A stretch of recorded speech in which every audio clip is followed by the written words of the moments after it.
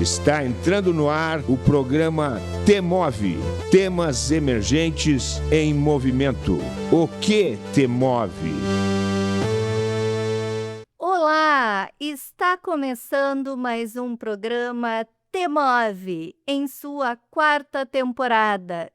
Este programa é um projeto da Coordenadoria de Tecnologia Educacional da UFSM, a CTE, vinculada à Prograde, Pró-Reitoria de Graduação, em parceria com as rádios da Universidade 800 AM e 107.9 FM. Eu sou a Maria Aparecida Azolim, pedagoga da Coordenadoria de Tecnologia Educacional e apresentadora deste programa. Na técnica, conto com Jonathan Ferreira e José Luiz Mota Pinto.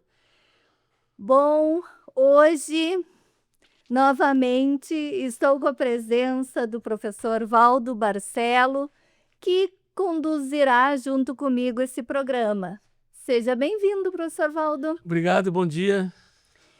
E agora vou apresentar o nosso convidado, o professor Felipe Villanova Ilha, que possui licenciatura plena em Educação Física, especialização em Ciência do Movimento, especialização em Mídias na Educação, mestrado em Educação em Ciências, Química da Vida e Saúde e doutorado em Educação em Ciências, Química da Vida e Saúde, todos pela UFSM. Atualmente é professor do Magistério Superior aqui na UFSM, no Centro de Educação, Departamento de Metodologia do Ensino. Também é docente permanente do Programa de Pós-Graduação de Educação em Ciências e do Programa de Pós-Graduação em Educação. Atua na área de Educação Física, Ensino e Educação, trabalhando principalmente nos seguintes temas: didática e práticas pedagógicas na educação física escolar, estágio supervisionado na educação física, investigação de processos de ensino e aprendizagem, tecnologias educativas no contexto escolar, formação de professores, atividade física e promoção da saúde, coordenador líder do Grupo de Estudos e Pesquisa Ensino em Movimento. Professor Felipe, seja muito bem-vindo ao T-Move. Olá, bom dia. Eu que agradeço, o convite. É um prazer estar com vocês aqui, Maria Aparecida e professor Valdo. É um imenso prazer estar aqui, ser convidado, para conversar com vocês.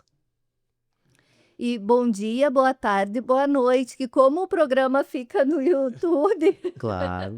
e vai ao ar, nós estamos gravando pela manhã, mas o programa vai ao ar à tarde, na AM e no domingo na FM, de manhã. Bom, professor Felipe, nós temos uma pergunta que ela é o que dá título ao nosso programa. Então, Felipe, o que te move? Uma boa pergunta, O que me move? Eu diria que tem várias coisas que me movem, uma das coisas que mais me move é a docência. Eu, como comentou no meu currículo, eu sou formado em Educação Física. Eu sempre conto para os meus alunos, que a Educação Física, na minha época, era licenciatura plena. Não tinha diferença entre bacharel e licenciatura. Então, a gente tinha uma formação um pouco mais ampla, E eu tive uma formação na graduação um pouco mais voltada até a questão do bacharel. Até depois que me formei, dei aula em academia, dei aula de musculação, natação, hidroginástica. E tive poucas experiências e vivências, vamos dizer, na docência.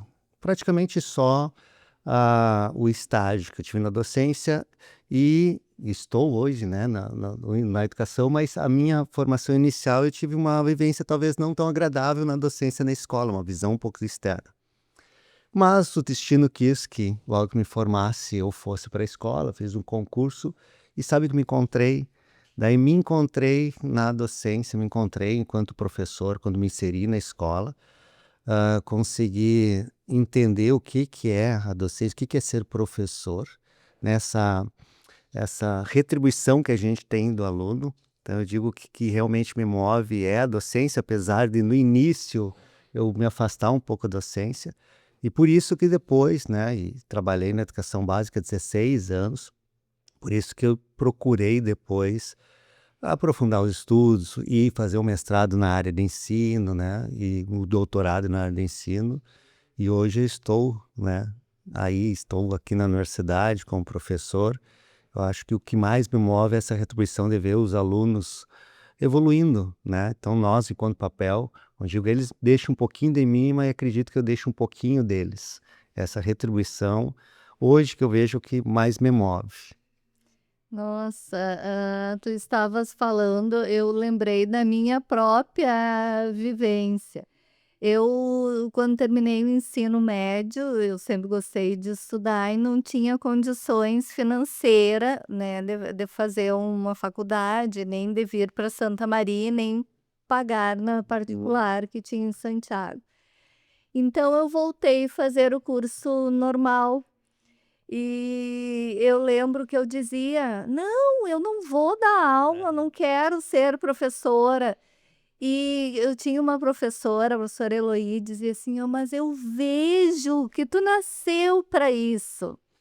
E no estágio, num dos pré-estágio, ou que eu fui substituir uma professora, eu me apaixonei e vi que realmente era o meu lugar. E fiquei 22 anos na educação básica. E realmente é algo que me move. Sorvaldo? Então, Felipe, a gente, né, na universidade tem um currículo, né, currículo Lattes, né, e lá está a nossa vida, né? E eu me lembro que quando foi criado lá pelo César Lattes, né, na década de 60, e depois, né, claro, quando começou a ser utilizado na universidade para as avaliações, para, enfim, para tudo na nossa vida na universidade. Me lembro que teve gente que até na justiça entrou, né, porque contra o currículo Lattes, né? E eu não consegui entender muito bem por quê, né? Porque eu acho que com todas as suas questões é uma coisa maravilhosa, porque se tu abre ali o currículo Lattes, tu tem, né, informações sobre uma pessoa que tu não conhece pessoalmente, mas que é um colega teu que está numa outra universidade, ou às vezes nem está numa universidade, né? Então dá uma pista, assim, para a gente saber o que a pessoa anda fazendo, né? Enfim. Mas, então, o currículo Lattes é uma plataforma lá que diz um pouco da gente, né? As coisas que eu considero importantes eu coloco lá, né? Embora, às vezes, né, não tenha nenhuma importância para o mundo acadêmico, né? Uma vez eu entreguei para uma avaliação, uma produção, né? E a pessoa veio me devolver, assim, alguns livros que não eram acadêmicos e eu senti uma sensação de alegria nela. Me disse: isso aqui não serve para nada, eu estou te devolvendo, né? Eu achei aquilo lindo de ver, né, como as coisas acontecem na universidade. Então, mas a pergunta é, continuando, né, a tua primeira conversa, quem é o Felipe para além do Lattes, né? Tu é um ser no mundo, né? Então, sem querer invadir tua privacidade, mas como o programa... Invadindo. O programa tem um pouco isso, assim, é uma conversa, né? E para além, assim, dessas molduras, né? Por exemplo, a moldura acadêmica, né? Né? A vida não cabe em molduras, né? E quando a gente tenta colocá-la, a gente acaba forçando, né? Fala um pouco para nós e para quem está nos escutando aí, né? Quem é esse Felipe Vilanova? Uma pergunta difícil, né? Às vezes... Mas é só as primeiras primeiras são catar. Que bom. Refletindo, né? Quem, para além da vida acadêmica, a gente se envolve muito com a vida acadêmica, né? E quem é o Felipe? Vamos lá. Primeiro, eu sou pai, né? Meu filho, Rafael. Amo meu filho, né? Então, uma experiência de vida, assim, ser pai. Eu fui pai, vamos dizer, novo, né? Estava no último ano da universidade e, né, eu recebi um presente, assim, de ser pai e logo me formar. E claro, e foi que me motivou a ir para a vida profissional, né? Me formar e ir para a vida profissional. E só depois de alguns anos voltar para a vida acadêmica, né? Para depois estar mais estável. Mas eu acho que foi bom na minha vida. Então, é o que me move também, né? Ser pai e meu filho. Só que meu filho agora tá... Eu sempre chamo ele de gurizinho, né? Depois eu passar para ele escutar, né? Ele já tem 25 anos, está fazendo engenharia da computação aqui na UFSM. E também, para além de ser pai, assim, quem sou eu? Eu gosto muito de atividade física e por isso que eu fiz a educação física, né? Mas eu gosto muito de esporte de aventura. Adoro uma trilha, então vocês querem me conquistar, é só me chamar a fazer uma trilha, né? Atualmente agora estou, não digo morando, mas, né, eu comprei um terreno e construí em Itaara e lá tem muita trilha, muita cachoeira, né? O que me motivou a ir para lá. Então, sempre que possível, o tempo ajudar. Então, eu estou no meio da natureza.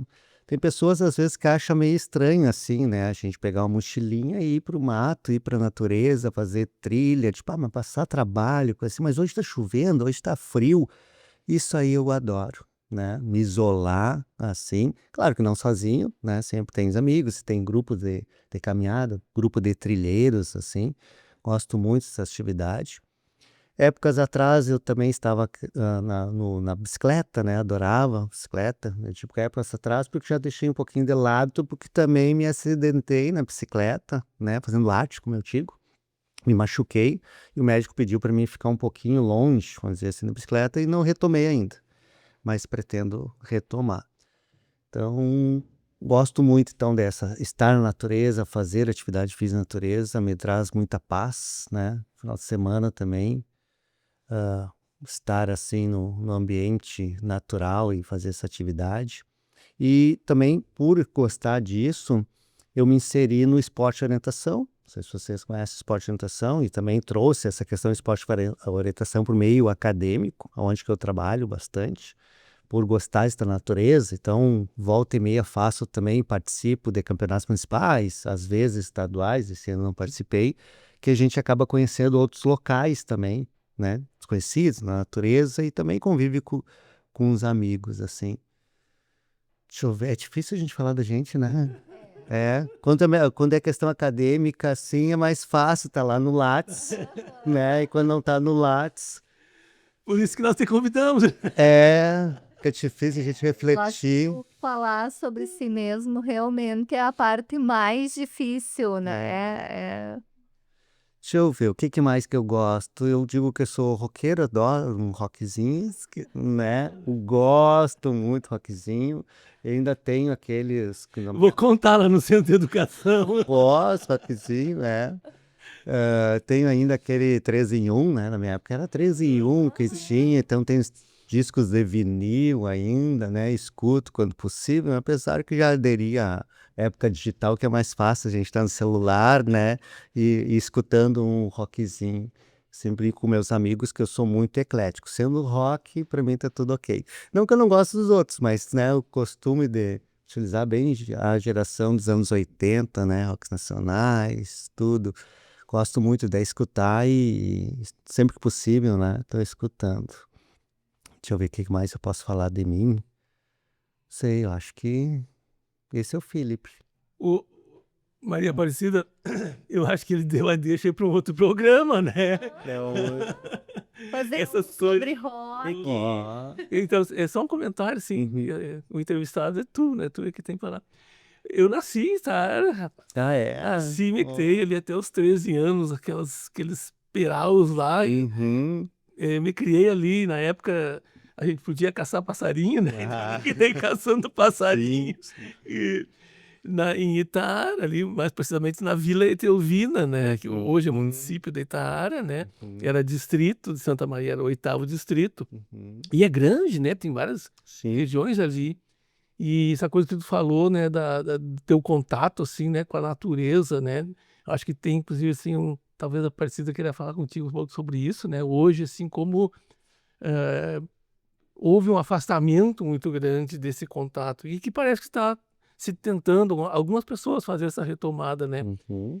E é essa coisa da contemplação, né? Que nos provoca para a contemplação, né? Às vezes aquele silêncio, aquele canto de pássaro, né? Da trilheira, o barulho de uma cachoeira quando tu chega, né? Depois quando tá saindo e tá deixando, o barulho vai ficando para trás, né? Então, mas enfim, e aí só para me encerrar essa coisa da contemplação, que eu acho que é uma coisa muito importante, né? Um tempo atrás eu estava escutando uma entrevista, gosto muito de assistir entrevista, é o Jô Soares entrevistando o Sidney Possuelo, aquele indigenista, né?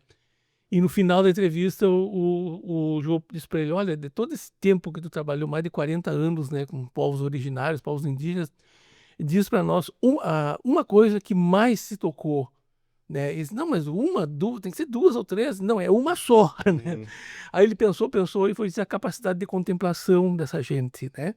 Que ele falando que um homem ou uma mulher, né, indígena é capaz de ficar sentado numa pedra ou subir numa árvore e fica lá 1 hora, 2 horas, uma manhã, até um dia inteiro, né? Sem falar nada, só contemplando, né? E escutando.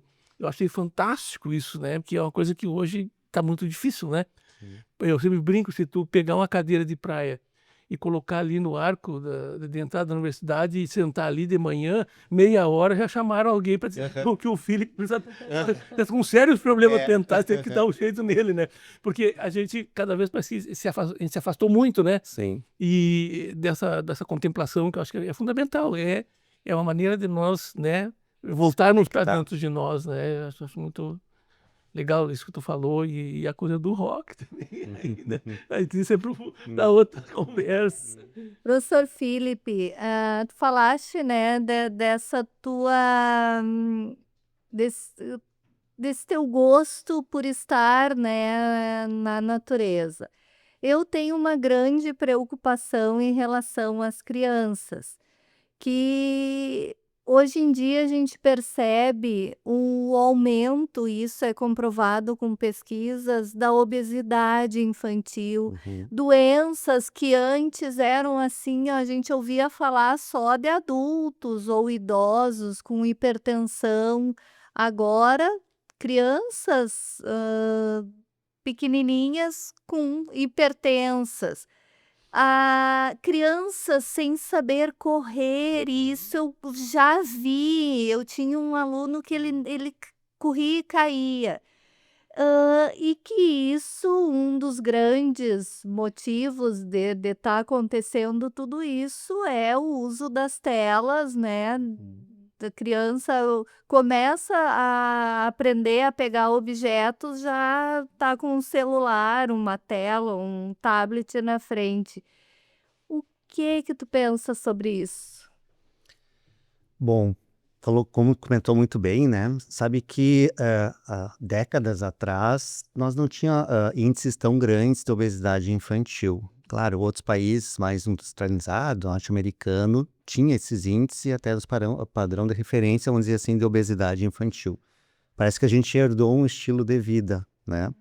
Para além das telas, eu acho que essa geração, né, ou as crianças, elas estão com estilo de vida mais inativo. Se a gente for comparar, né, bem tempos saudosos, né, os nossos tempos, a gente corria na rua, a gente brincava, ou seja, nós não tinha as telas ou outro estilo de vida, vamos dizer assim, eram bem mais ativos. A criança se movimentava todo dia, né? Aos poucos, com o passar, com essa modernidade, os tempos mais contemporâneos, o estilo de vida foi mudando, né? Claro, eu culpo as telas, mas não só as telas, né? A gente perdeu muito espaço, assim, os campinhos, os parques. Me lembro de jogar bola nos campinhos, né? Hoje a gente vai ver uma geração, vamos dizer, remetendo para quem tem filho agora, não há espaço para as crianças fazer essas atividades físicas, né? Para além do clube, mas daí alguns, é um grupo mais seleto que conseguem estar nos clubes, ou escola. E tempo da escola é muito pouco para a movimentação. Associado, vamos dizer, a esse estilo de vida, essa urbanização, vamos dizer assim, das nossas vidas, né? Também a questão de tela, que elas estão muito cedo e é um atrativo. Ou seja, são estímulos, né? Tanto a tela é um estímulo como a atividade física, movimento, a brincadeira é estímulo. A gente vê uma vertente agora que algumas escolas, algumas não, principalmente escola de educação básica, a proibição do celular parece que estimulou eles a voltar a ter uma atividade, né? É tudo a questão de estímulos que eles estão tendo, né? Não sei se a gente consegue reverter isso, mas é importante a gente ter uma reflexão sobre, né, que futuro essas crianças vão ter. Quando tu comentou assim, tem criança que não consegue correr, e às vezes chego na universidade que não tem o mínimo de habilidade motora. Eu trabalho com estágio, né, e meus alunos vão para as escolas e eles se assustam, né, e eles falam, professor, eu não vou conseguir trabalhar os esportes, eu tenho que trabalhar as habilidades fundamentais. Daí eu comento com eles para eles refletir, bom, e olha os estímulos que essas crianças têm. É muito restrito, talvez na escola, na educação física, 2 períodos. Antes da proibição, o recreio era a tela, então eles não têm, né? Eu sempre comento que a questão motor é como se fosse alfabetização, né? Nós temos que alfabetizar motoramente a criança através desse estímulo. A gente aprende a ler através desse estímulo, a gente aprende a se alfabetizar motoramente através de estímulo. Depois que a gente aprende a alfabetizar motoramente, daí a gente tem que se letrar motoramente, ou seja, como é que eu me movimento, essa consciência, essa questão do corpo, o que me faz bem, o que não me faz bem, o que eu gosto, o que eu não gosto.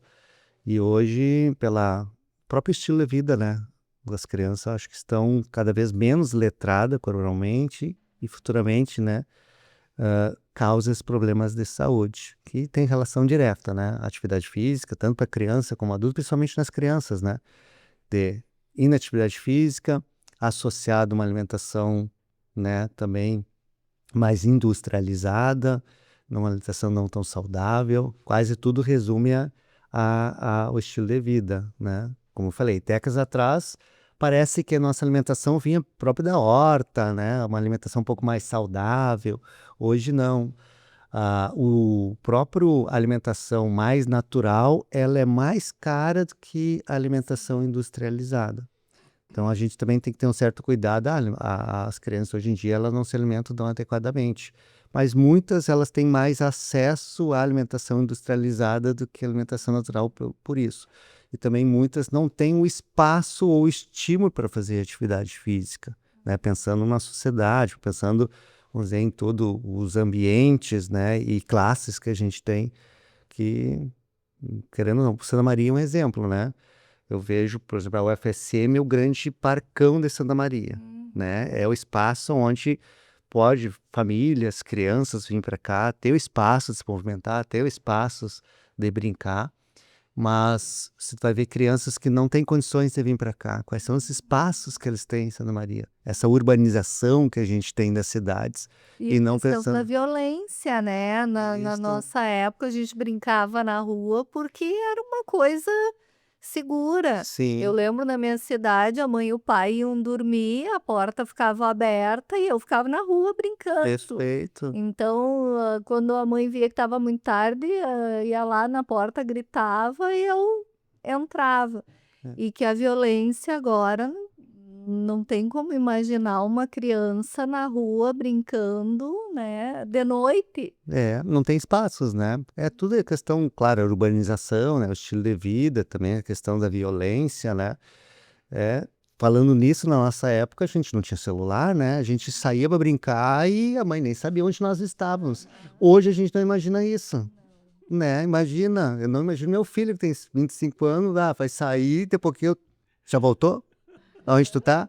Me avisa. Né? Na nossa época, não, a gente saía e quando a mãe gritava lá, ó, tá tarde, né? Vamos tomar banho para jantar, né? Realmente era outros estímulos que tinham, né? Claro, hoje em dia, então, com esse estilo de vida, dificilmente vai ter que mudar. É claro, também uma conscientização da questão da criança ser estimulada motoramente. E tu falaste nessa educação, né, alfabetização motora. né? Que a gente sabe, a criança, a motricidade fina é importantíssima, né? O recortar, o pintar, o escrever.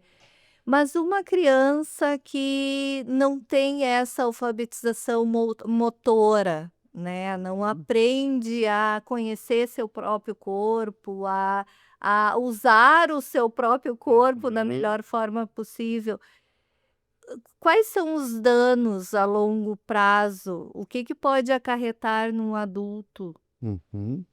Bom, o fator direto é saúde, né? A gente sabe que nós somos corpo e nós nos movimentamos, né? A falta de movimentação, a falta de atividade física associada à questão da alimentação causa danos de saúde, mas mesmo que tu tenha uma alimentação saudável, se tu não se movimenta, não é uma pessoa ativa, a própria, né, Organização Mundial de Saúde recomenda para adultos 150 minutos, né, de atividade física. Para criança, ela tem que muito mais. No mínimo tem que ser 1 hora ou mais de atividade física intensa ou moderada por dia. A gente vai imaginar, será que a criança ela se movimenta todo dia, no mínimo 1 hora? Isso é o mínimo para ter a questão saudável. Então, pensando em termos de saúde. O outro é a própria consciência do corpo, né? E vou fazer essa associação entre letramento corporal e letramento que a gente aprende a ler e escrever. Se na escola ou a gente tem estímulo, a gente aprende apenas as palavras e as letras, adulto a gente talvez vai ter uma dificuldade de interpretar um texto, a gente lê com certa dificuldade, quase um analfabeto funcional, vamos dizer assim, né? Então a gente não compreende. E a gente também não compreende muito o mundo que está aí, a gente não se torna crítico no que a gente está lendo, a gente não consegue refletir, filosofar sobre, por falta de uma alfabetização ou um letramento mais aprofundado. Motoramente é a mesma coisa. Então, se a gente não tem um letramento corporal, a gente também não sabe como trabalhar o meu corpo. O que que me faz bem, o que que não faz bem. A gente pode ser influenciado muito, e está em moda agora a questão das redes sociais. Eu digo em moda, né, porque já estou gerações atrás, né? Na minha geração não tinha redes sociais. Então a gente pode ser influenciado muito por outras pessoas, as redes sociais, que a gente é estimulado a fazer algo que para o nosso corpo não é ideal, porque eu não sou letrado corporalmente, né? Um exemplo, vamos dizer, eu quero emagrecer e eu vou, sei lá, botar bastante roupa para conseguir suar bastante. Na realidade, eu só vou me desidratar. Então eu não tenho esse letramento corporal e não sei o que que é bom para mim. Outro, eu também não sei qual é a atividade física que me dá prazer, né? Ou seja, o letramento corporal não é só ter habilidade motora, saber fazer a atividade com segurança, mas o que que me dá prazer? O que que eu gosto de fazer, né? Aquela questão que me move motoramente, né? Eu sei que eu gosto de fazer, por exemplo, eu gosto de caminhar, correr, fazer trilhas na natureza. Mas será que todo mundo sabe? Ou daqui a pouquinho pega a aversão por talvez não ter um letramento corporal. E eu vejo também essa movimentação, essa falta de letramento corporal, para além também só da individualidade. Que nós, quando a gente se move, a gente também é social. A gente se aprende a trabalhar com o outro e a gente depende do outro. E puxando bem para a minha área de educação física, eu digo que são algumas áreas bem importantes. Claro, eu vou defender minha área, né? Importante porque é uma das áreas que a gente depende para se desenvolver motoramente do outro. A educação física dificilmente, claro, tem as questões individuais, mas a maioria tem as questões coletivas que a gente trabalha. Então a gente aprende, vamos dizer, um esporte dependendo do outro, respeitando, entendendo. Então, se eu não tenho, e também pode acontecer com as crianças, se elas não têm essa questão motora, essa convivência motora, também pode causar prejuízo, questões sociais, se compreender o outro, compreender aonde que eu estou, né? Associada a questões sociais, tem a questão afetiva também, né? Como é bom jogar um futebolzinho um final de semana, um vôlei, fazer uma prática com os amigos, né? Diz que eu gosto de fazer trilhas, mas trilhas sozinho às vezes não tem o mesmo significado de ir com outras pessoas. Então o letrado corporalmente vai para além da habilidade motora, né? Então, como tu perguntou, o que pode causar para essas crianças futuramente? talvez questões mais sociais, dificuldade de convívio sociais, questões da afetividade, que isso aí também nos aproxima, né? E desde a escola, ou seja, eu pratico atividades físicas, como eu dei o exemplo, que eu jogava bola no campinho, é tudo com os amigos, as parcerias, vamos dizer assim, e a gente já começa aí as questões de convívios sociais, né? E afetivos que a gente tem. Amigos desde a infância, se a gente vai pensar, às vezes a gente adquire esse amigo nesses momentos que a gente está se movimentando, que a gente está brincando, que a gente está praticando. Aproveitando, então, o recado para as pessoas que estão nos ouvindo é te move. Te move, literalmente, isso aí. E tu estavas falando, né? A questão, eu acredito que é um corpo, até tem, né? O corpo são, mente sã, né? Porque não somos duais, é uma coisa só, né? Então, a atividade física faz bem globalmente, né? Para o bem-estar, para. Eu sempre digo que nós, quando a gente tem a visão de corpo, a gente tem que transcender a questão biológica, né? Claro, a gente é um biológico, mas a gente não é só biológico. O que é o nosso corpo, né? Nosso corpo não tem como separar a mente do corpo. O corpo é mente. Tudo é corpo. Sem corpo não tem mente. Tudo é corpo. Mas também nós, enquanto corpo, nós também somos sociais, nós também somos afetivos, nós também somos reflexivos. Isso aí faz parte do corpo, né? A nossa questão de se relacionar com o outro não é algo assim fora do meu corpo. É o meu corpo, né? E isso aí também. Então a questão do corpo, corporal, ela transcende só a questão biológica e a questão motora também.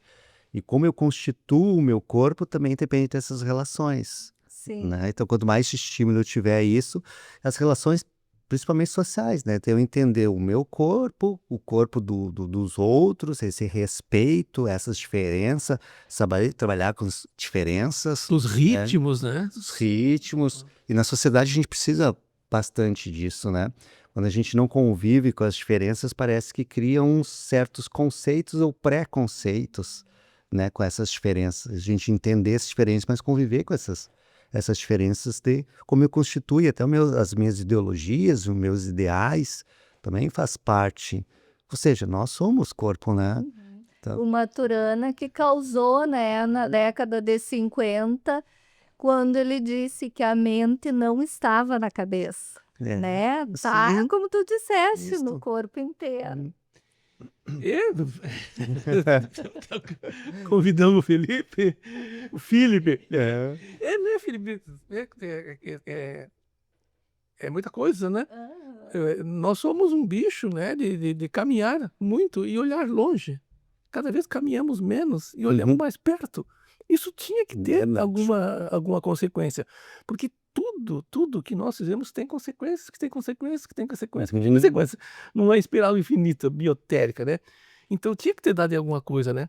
E voltando à questão da brincadeira, do andar na rua, de brincar nos espaços, subir nas árvores.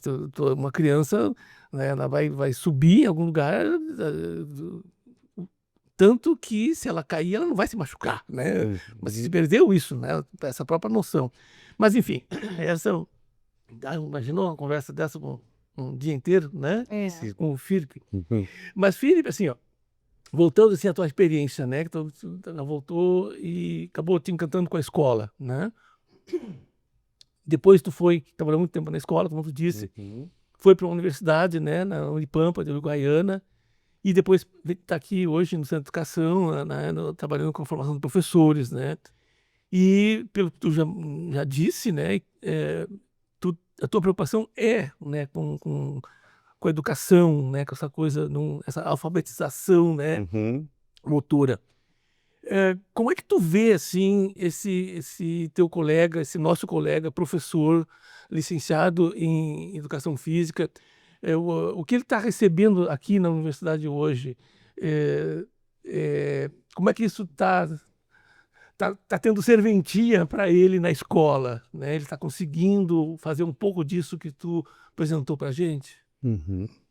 Bom, eu vejo que a própria graduação de Educação Física aqui da UFCM é de excelência, né. Eu acho que ele qualifica bastante o futuro profissional que vai para a escola e principalmente associado a esses programas de iniciação à docência, né, o PIBID, que coloca mais cedo, vamos dizer, os alunos na escola. Ele tem uma formação que qualifica bastante, né, os futuros professores, os licenciados a serem na escola. Mas a gente sabe que a formação nunca está completa, né? Então, a Freire já falava isso, que a gente aprende, né, a ser professor quando a gente está ensinando. E mesmo que tenha uma qualificação excelente, ainda há um certo distanciamento, vamos dizer assim, entre a universidade e a escola, né? Então, como comentei, eu trabalho com estágio, então os alunos quando chegam ao estágio, primeiro, para muitos é o primeiro estágio, né, que a gente chama a disciplina estágio supervisionado 1, primeiro estágio. E eles estão, quando chegam na escola a fazer o estágio, eles ainda dão a visão de aluno. Eu digo para eles que, ó, vocês estão entrando agora, vocês têm que mudar. Agora não é mais visão de aluno, é visão de professor. E isso é bem interessante, né? Mesmo que eles tenham uma formação qualificada, uma formação que dá os subsídios para ele se inserir na escola, ainda tem aquela visão de, bom, eu sou aluno, né? Mas quando chega na escola, bom, agora é eu que vou dar aula. Os alunos estão me olhando, é eu que tenho que fazer, né? E eles sempre comentam em aula assim, eu lembrei do professor tal, eu lembrei do professor que me ensinou isso, lembrei do professor tal que tem tal atividade, eu vou tentar fazer essa atividade, reaplicar essa atividade, e aí parece que está o start deles, ok, agora é eu que tenho que conduzir a aula, né? E é bem interessante, por isso que eu gosto da docência, né? É bem interessante quando eles olham assim, mas professor, não deu certo. Mas lá quando eu fiz na graduação, deu tudo certinho, bem bonitinho, meu planejamento tá bem bonito. Olhei no livro lá, tá tudo ok, mas cheguei lá, não deu nada certo, o aluno fizeram assim, eles não compreenderam, coisa assim. Então essa questão do conhecimento experiencial, essa transposição didática, né, da questão teórica que está aqui para se materializar na prática, não é... Que bom que fosse, né? A gente pensa e se materializa, e tem contexto e contexto, né? Então, quando a gente conversa aqui na disciplina, chega lá, não dá certo, mas em outro contexto dá certo. E eles compreender, eles se internalizar essa questão da docência, que eles são professor, que isso é um movimento, a gente está se constituindo sempre enquanto professor, né? Sempre estamos constituindo, sempre aprendendo. Isso é interessante para nós, mas às vezes causa um certo conflito, um certo medo para eles, né? Mas, respondendo a pergunta, Walter, eu acho que nós, assim, enquanto instituição, a gente está dando uma formação para eles, né? Claro que se houvesse mais subsídio para os nossos alunos estar mais próximo da escola, né? Então, eu vejo, como comentei, o PIBID é um programa, eu acho que dá esses subsídios, tanto financeiro como aproximação, mas infelizmente não é para todos, né? A gente tem uma característica que eu vejo hoje nos nossos alunos, eles estão estudando, mas estão no mercado de trabalho também para conseguir se sustentar. Mesmo que a UFSM tem subsídio a cada estudante, tem outras bolsas, ainda não consegue contemplar todos, né? Então tem muitos que têm que dividir essa questão que eu digo da dupla jornada, do trabalho e também do estudo, e não consegue se aprofundar, diferente de outros que conseguem alguma bolsa, conseguem estar no PIBID, então já tem uns subsídios da docência melhor. Como eu comentei lá na minha formação, a primeira inserção na escola foi do estágio, que eu tive só uma, né? E saí com uma certa aversão da escola. Hoje, vendo a evolução desses alunos, estando inserindo na escola, com mais tempo, entendendo a escola, eu acho que eles saem mais preparados, vamos dizer assim, preparados, eles conhecem melhor a escola. Eles sabem qual é o movimento da escola, né? Não causa tanto estranhamento, vamos dizer assim, quando eles se formam para ir para a escola. Já estão um pouco mais qualificados, entendendo o que é docência, o movimento da docência, né? E o que é escola, principalmente esses entraves que tem na escola, né? Que é colocado um peso muito grande hoje da escola, que a gente está falando até dos falta de espaço, essa questão da motricidade, que é tudo, não, agora é a escola que tem que dar conta, né? Tem o problema, agora é a escola que tem que dar conta. E às vezes o professor começa a fazer tantas coisas que não é atividade fim, né? começa a dar contas hoje desses que vêm da escola e às vezes isso aí tá um pouquinho a gente não está preparado, né? Nosso aluno está preparado, bom, sei dar aula de educação física, mas essas outras questões, conversar com o aluno, quase dar uma de psicólogo, eu não estou preparado. Pois é. O Paulo Freire, entre uma das propostas que ele tinha, né, ele sugeria que primeira semana, né, do início do ano letivo, que os professores não tivessem atividade na escola, que eles fossem liberados assim para visitar a casa dos alunos das crianças, né, que iam ser alunos deles durante o ano inteiro, para ele conhecer um pouco, né? Ele tem uma vaga ideia, né, de onde vinham essas crianças, né? A escola é uma espécie de uma casa de passagem, né? Sim. As crianças passam por ali, ficam um tempo, e no nosso caso é muito pouco tempo ainda, né? E teria que ser mais, e voltam para casa e voltam, né? E isso é uma coisa curiosa, que falando desses tempos, desses espaços, né? E conhecer um pouco isso, né? No Instituto Piaget, eles trabalhavam com uma experiência que era... o nome não era bom, era estudo a partir de situação-problema, né? O nome era ruim de problema, né? Mas, enfim, estava com tutorias dos alunos, né? Inclusive da educação física. No início dele era só licenciaturas, né? Na escola de formação de professores. Então, os professores recebiam a turma e cada um ficava com 6 ou 7 alunos e eram tutores desses alunos o ano inteiro, né?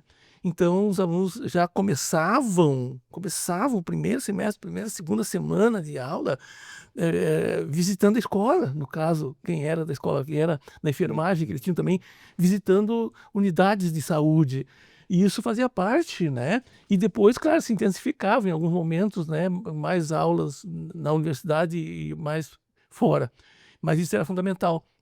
E eu me lembro, assim, só para encerrar esse comentário, quando eu fui lá, lá no Instituto Piaget, eu vou estudar Piaget bastante, eu comprei uns livros que eu não tinha lido, né? Li bastante Piaget, cheguei lá, só queriam saber de Paulo Freire, o que foi bom para mim, porque eu conhecia, naquela época eu estudava Paulo Freire, né? Agora virou moda estudar Paulo Freire, né? Quer dizer, ler Paulo Freire, estudar é outra coisa. Mas, enfim, então era muito curioso que os alunos só queriam saber de Paulo Freire, né? Porque realmente o velho dizia isso, né? A escola não é uma abstração, né? E a realidade não é assim, a realidade está assim. Perfeito. E aí o professor, né? Qualquer professor que chega lá, educação física, né? Tem, assim, por isso que cada vez tem mais importância, né, o professor? Cada vez tem mais, não é porque eu falar, não dá pra falar, professor, ela perdeu a importância. Não, cada vez tem mais importância. Claro, né? É um outro tipo de professor também, né? Mas, enfim, é muito bom te ouvir.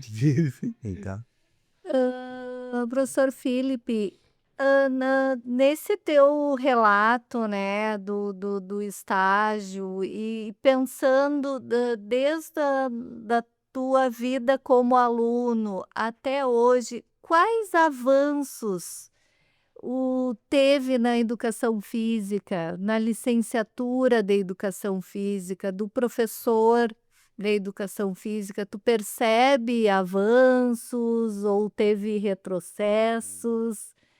Como tu percebes? bom, sem falar em avanços e retrocessos, né? Depende do ponto de vista. Bom, eu tive uma formação um pouco mais ampliada, que a gente chama até uma formação generalista, né? Que era a licenciatura plena. Hoje nós temos uma formação um pouco mais fragmentada, ou voltado para a licenciatura ou voltado para o bacharel, né? Então, eu tive uma formação onde que eu saía e, como eu comentei, eu fui para a academia, fui para esse campo, né, da academia e também fui para o campo da escola.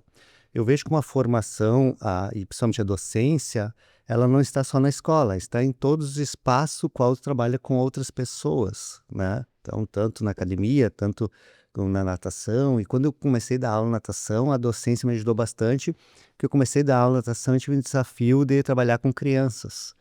Não, agora tu vai trabalhar com crianças de 2 a 4 anos. Meu Deus do céu, o que eu vou trabalhar com 2 a 4? Não posso ser tecnicista, não vou ensinar técnica para eles, né?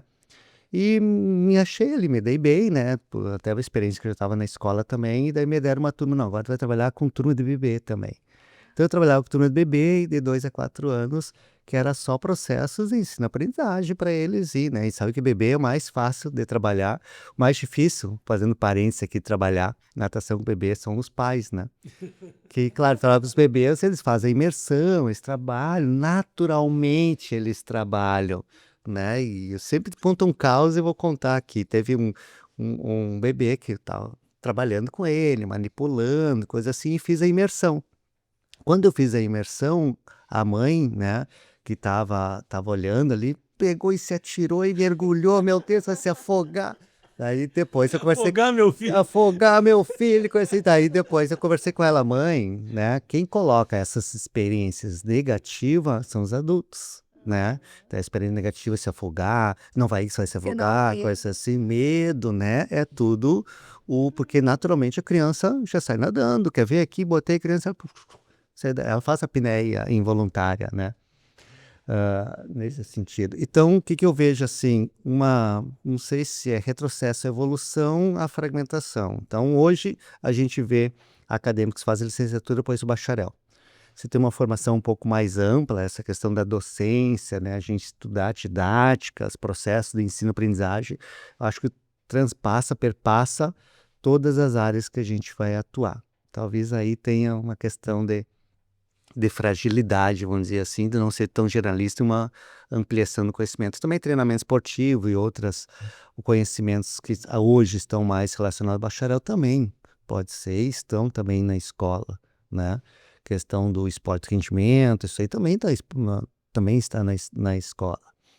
Mas também eu vi essa questão de ampliação de estágios, também na época eu comentei, só tinha um estágio, essa ampliação de estágio, ampliação de inserção na escola, ampliação dessa parte mais pedagógica, isso favoreceu também a inserção dos alunos na escola e também esses programas institucionais, né, a residência pedagógica, o PIBID, isso aí também, na minha visão, favoreceu bastante os alunos conhecer a escola, estar mais na escola, que quando eu tive uma formação, como eu falei, mais generalista, a gente tinha mais momentos pontuais da escola e não tinha, o distanciamento era muito maior. Então, quando a gente chegava na escola lá, quando estava formato, o baque era maior, né? A gente dizia, Caía de paraquedas. cair de paraquedas. Ou tu gosta ou tu não gosta, né? Eu tive o imenso prazer de cair numa escola que foi em São Cepé, que eu sou natural de lá, que eu fui muito bem acolhido, né? Bem acolhido, daí fui muito bem conduzido, assim, por isso que eu gostei da docência, mas sei de casos de colegas que caem, né? Bem aquele professor novo, né? Professor novo é os piores horários, né?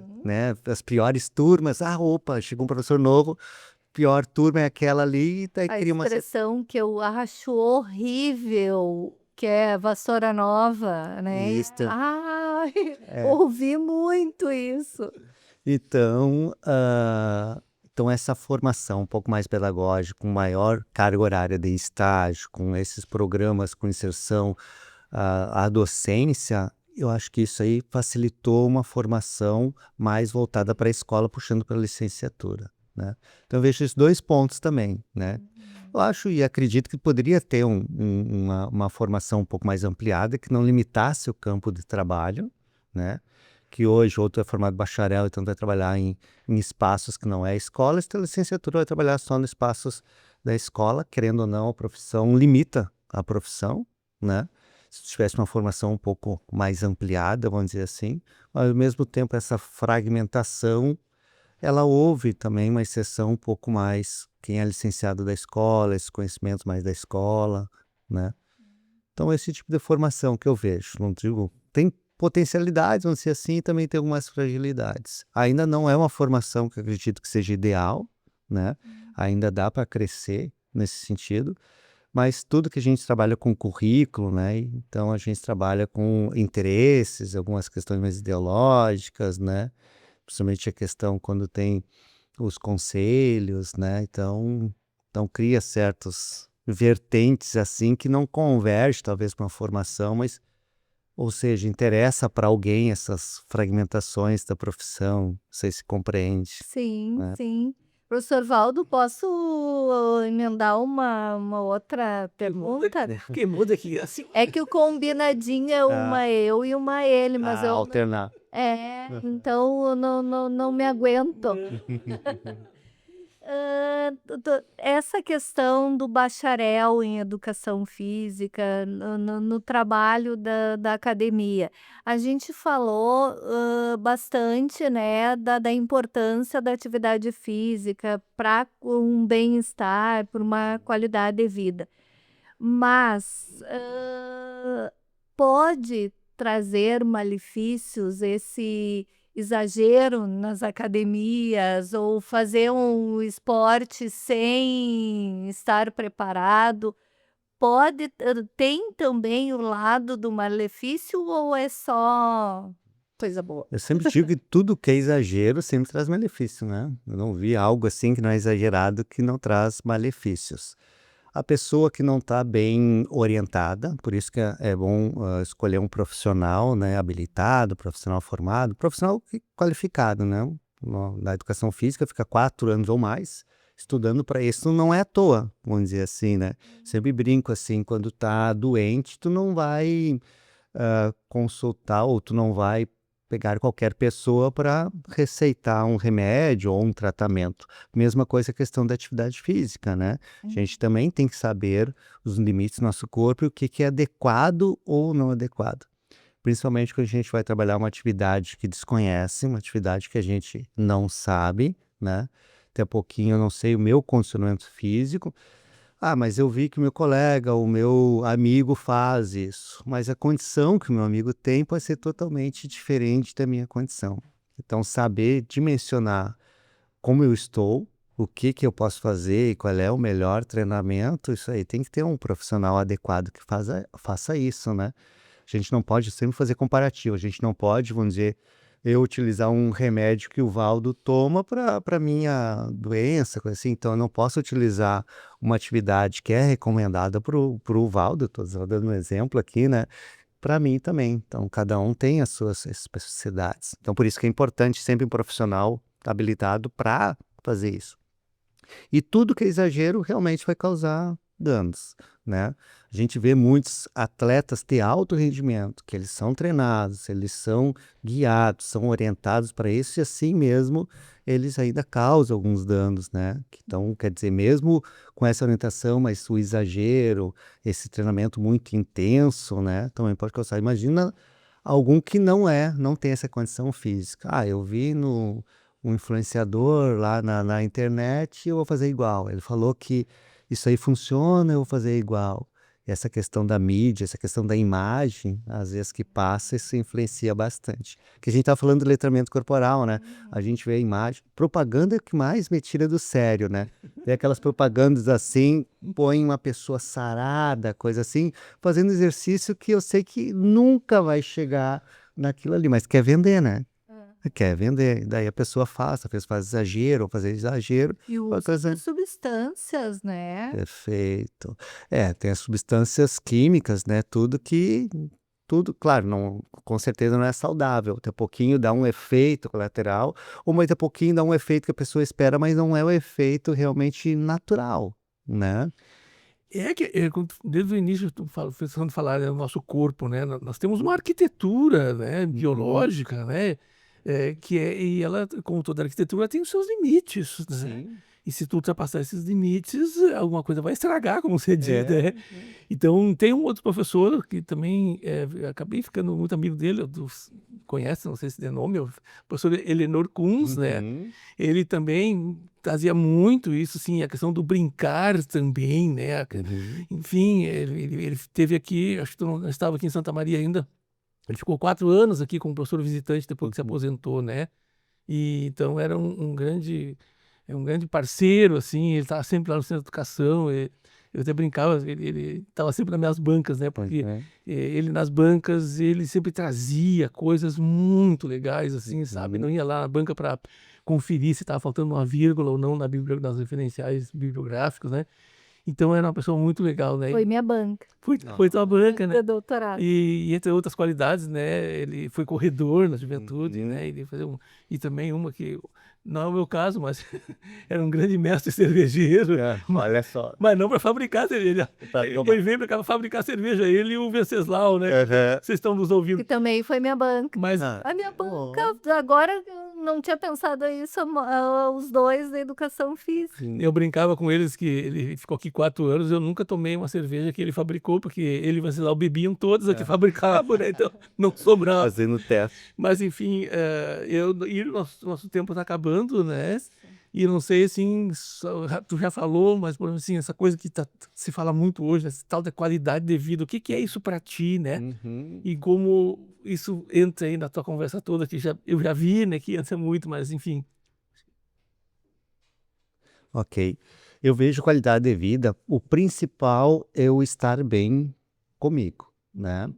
Às vezes a concepção de qualidade de vida para um, para outro é outro, né? Então a gente tem que cuidar, e até quando tá falando do Kuhns, né?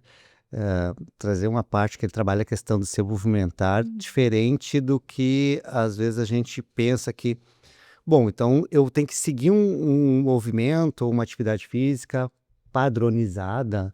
Kuhn já traz, e ele embasado na fenomenologia, né, que ou seja, eu que tenho que conceber o meu movimento, o meu saltar pode ser diferente dos outros saltares de outras pessoas, né, aquilo que a gente está começando lá no início do letramento corporal, eu compreender como é que meu corpo se movimenta e que tem sentido, e eu criar sentido e significados para aquele movimento. Ele vem meio nessa vertente, né?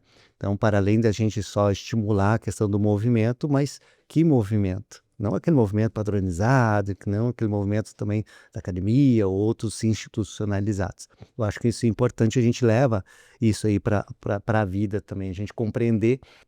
Assim como, fazendo paralelo novamente, eu ler um texto e ser crítico e eu ter uma interpretação, né, e uma reflexão sobre, que pode ser diferente para outras pessoas, eu também ter essa consciência do meu movimento, que ele tem esse sentido, esse significado, né, esse simbolismo diferente, talvez, de outras pessoas, se faz sentido. Eu vejo isso muito, questão, um exemplo na dança, né? Quem dança, ele tem um simbolismo, significado, que talvez para quem olha pode ser outro significado, mas a pessoa internaliza esse. A tua coordenadora de entrevista aí, além de telenovela, fazia dança. Ah, é? Olha aí. Radionovela. Falei que... Teatro. falei sério, radionovela. Eu entrei no teatro por causa da dança. Olha. E a qualidade de vida eu acho que passa por isso aí também, né? A qualidade de vida é eu estar bem comigo mesmo, claro, questão estar saudável, né? Fazer atividade física, mas a principal de qualidade de vida eu vejo é eu estar bem, né? Que muitos assim, mas vamos dizer, tu estava falando da cerveja, final de semana eu bebo uma cervejinha, tá, mas isso aí diminui a tua qualidade de vida. Eu vejo outro ponto, né? Desde que não seja exagerado, né? Desde que não vá contra, isso aí melhora a minha qualidade de vida, porque eu estou bem ali, talvez com os amigos, né? Conversando, mentalmente, psicamente, isso aí me traz mais qualidade de vida. Um pouquinho é muito individual, né? Então, o que me faz bem, um pouquinho não faz bem para outra pessoa. Então, a qualidade de vida, dentro dos padrões de saúde, vamos dizer assim, né? Mas se eu adoro comer uma carne gorda, vou comer todo dia, bom, daí a gente já está exagerando com aquele exagero, né? Mas também não negar, né? Eu adoro churrasquinho, final de semana, por que não? Isso aí me traz prazer, me faz bem, desde que não seja o exagero. Como eu comentei, tudo que é exagerado, acredito que faz mal. Isso eu acredito que seja qualidade de vida. Eu estar bem, estar com as pessoas que eu gosto, trabalhar onde eu gosto, me sentir bem, que a gente vai refletir muitas vezes, né? E eu acredito, talvez, um pouquinho, infelizmente, a gente está muito mais no nosso trabalho, né, do que nas convivências com a família, quando digo, a gente convive muito mais com nossos colegas, né? Que com a nossa família, e a gente estar bem no trabalho. Como o Valdo comentou que não é remunerado, então deixa de ser trabalho. Então estar gostando disso, gostar do que faz, isso aí também eu vou utilizar o nome do programa, isso nos move, né? Então isso acredito que seja a qualidade de vida. Ai, eu vou ter que dar a má notícia, que o nosso tempo realmente Passou acabou rápido, né? muito, passa, às vezes as pessoas dizem assim, ai, mas é 1 hora. Eu digo, tu vai ver que passa muito rápido. Até quando me convidou, né? Até perguntei qual é a temática para 1 hora. Imagina, eu acho que vamos fazer um monte de perguntas e vou ficar aqui conversando, vou ter que falar e passa muito rápido, realmente. É que a ideia do Temove é que realmente seja uma conversa. Às vezes nós nos empolgamos demais, né, professora? Eu tenho tendência a falar muito. E eu também, né? Adoro uma conversa. Então, essa é a ideia do Temove e que as pessoas convidadas se sintam bem, se sintam em casa, descontraídos e que realmente, assim, ó, seja prazeroso. Então, eu te agradeço muito por estar aqui no Temove.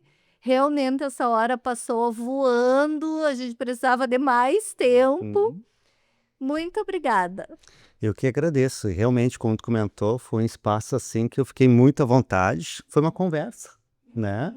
Então, como eu estava estreando, né? Nunca tinha vindo no rádio, sendo entrevistado, mas foi uma conversa muito agradável, né? Fiquei muito contente e muito bem, assim, de estar aqui. Eu que agradeço. Então, estamos cumprindo o nosso objetivo, né, professor? Causa aí. E assim, né? No futuro aí a gente vai ter que ter mais uma entrevista contigo. Estou à disposição. Continua aí, né? Uhum. Enfim. E aí tem os retornos também depois tu vai receber, né? Bom, aí depois, né? Mas enfim, muito obrigado mesmo. Fica aqui. Professor Valdo, muito obrigada por estar novamente aqui dividindo essa bancada. Muito obrigada. E aquilo assim é que a gente diz, né? Volte sempre. O Temove vai ficando por aqui. Eu sou a pedagoga da CTE, Maria Aparecida Azolim, e apresentadora deste programa. Você pode ouvir novamente essa e as outras edições do nosso programa no YouTube, no canal CTE UFSM. Também estamos no Spotify, é só buscar Temove e ouvir nossos podcasts. Os trabalhos técnicos são realizados por José Luiz Mota Pinto e Jonathan Ferreira, e direção de rádio do Jonathan Ferreira. O Temove nas ondas do conhecimento, aqui nos estúdios da Rádio Universidade 800 AM e 107.9 FM. O Temove vai ficando por aqui. Desejo uma semana levinha, levinha e muito feliz. Até semana que vem. Temove, temas emergentes em movimento. O que te move?